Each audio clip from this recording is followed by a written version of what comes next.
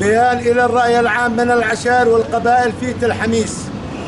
حول الهجمات التركية الأخيرة على الشمال السوري، رغم كل الاتفاقيات والتعهدات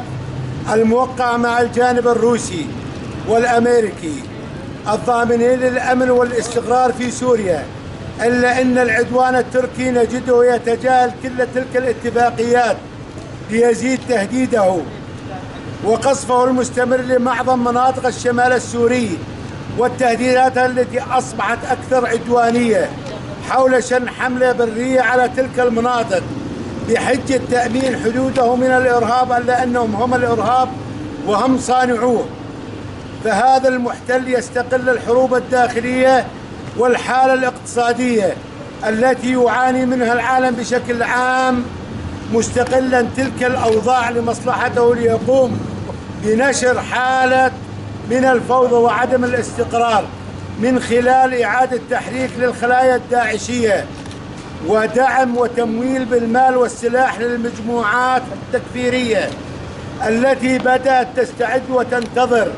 الأمر من أجل محاربة قواتنا على الحدود الشمالية الشرقية من سوريا. فهو يريد أن تكون حرب بالوكالة، فما أكثر السلاح وما أكثر المرتزقة الذين دربهم ودعمهم لتنفيذ هذه المخططات،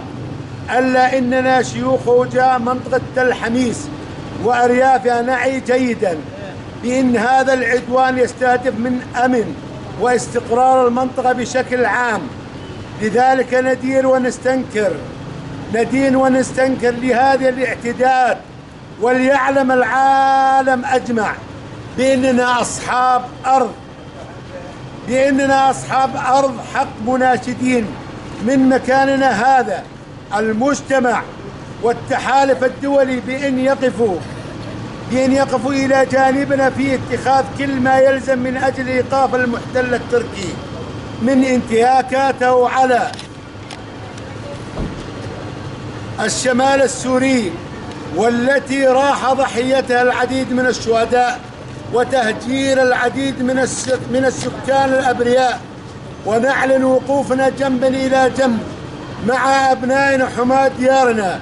قوات سوريا الديمقراطية لمواجهة أي عدوان وأي محتل يتجرأ